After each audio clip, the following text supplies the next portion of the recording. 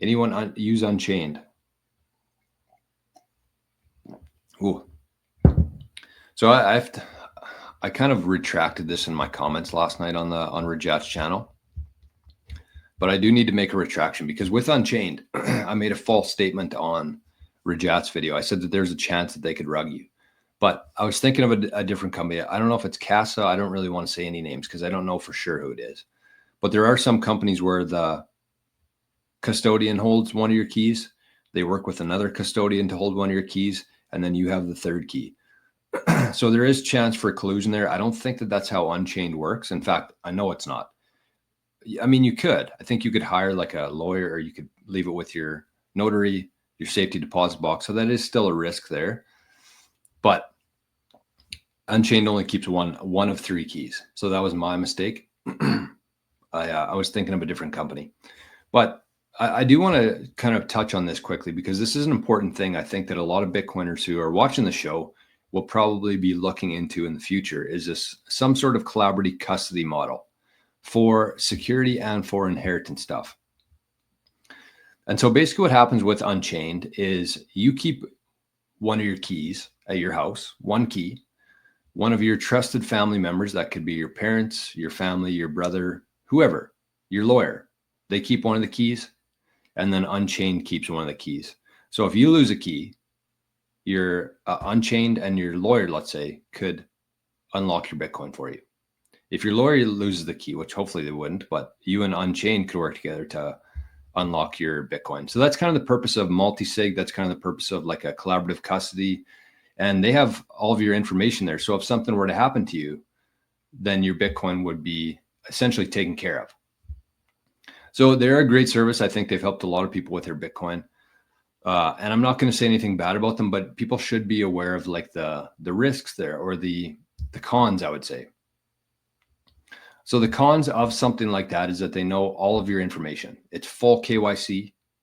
They know your name, where you live, your phone number, everything, your social security number. It's fully KYC'd.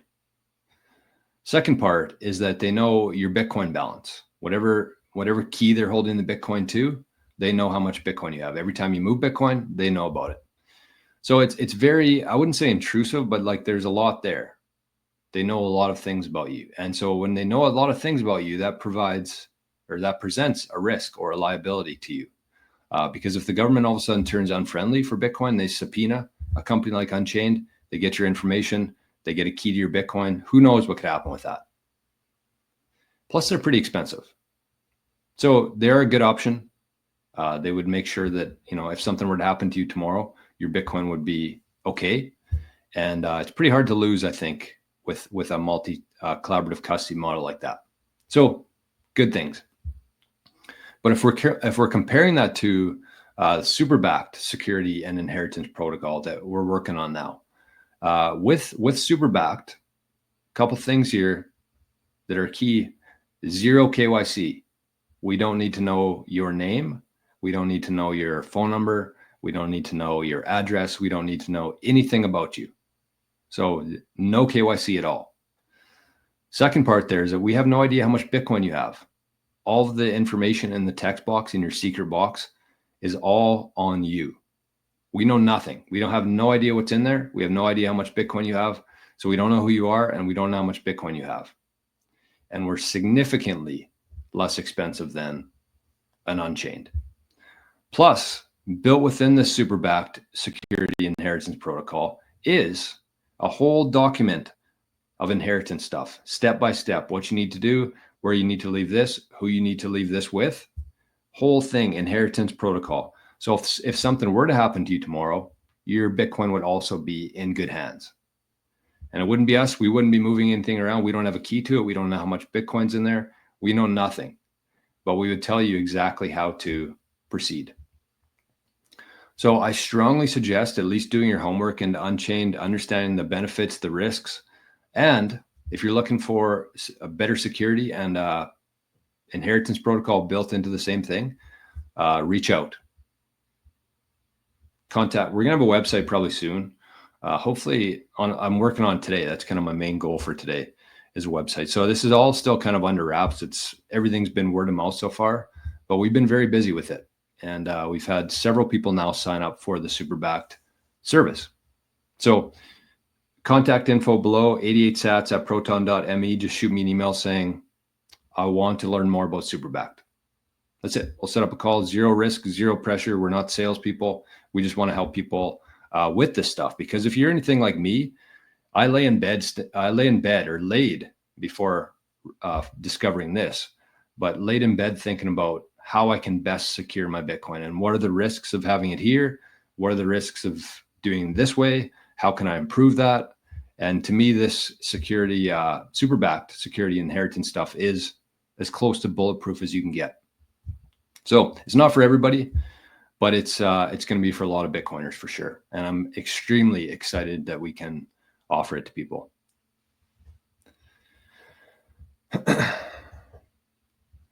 All right, we got some comments here in Zapstream. Let's talk about these. On-ramp, I think that's the one I was talking about. Sunshine uses Unchained. Scotty says, if your Bitcoin is already KYC, you wouldn't lose any privacy by moving to Unchained, correct? I signed up with Unchained, but want to be more careful before I move Bitcoin there. Yeah, I mean, it depends if your Bitcoin is already KYC, yes. I mean, you're telling somebody else about it. So, I mean, it's the same kind of thing.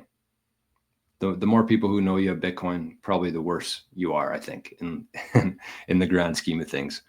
So I think that's a good advice for anybody out there, is never tell anybody how much Bitcoin you have and try to limit the amount of KYC touches you have, especially in something like that. Because again, if something were to, this is why the KYC stuff with your Unchained, if something were to happen to you tomorrow and Unchained holds one of the keys to that Bitcoin, I don't know what their inheritance protocol is, but I'm guessing you wouldn't have much of a choice of whether that goes through estate, probate. Part of the super backed protocol is also setting up like a trust later in the process. So you don't have to worry about it going through the estate, probate, getting tied up in legal issues. Because if you don't do it properly, a lot of your information, and I didn't know this until I started working with Craig on this, but a lot of your information, if you don't set up your will properly in your probate, it goes to probate, and they make all that information public because it's in the courts. So that's a big risk that I don't think a lot of people know about. So that's what I would say on that. Yeah, if you're trying to stay off the grid, probably don't use Unchained. I don't know if it's even staying off the grid. It's just like preventing it from being tied up in the legal stuff. That's what I would say, more along the lines of. So again, Unchained is really good. I would say the main benefit to Unchained is it's easy, convenient, less responsibility. But with super backed, it's more responsibility, more work, but a lot more sovereignty. That's the best way I could explain it.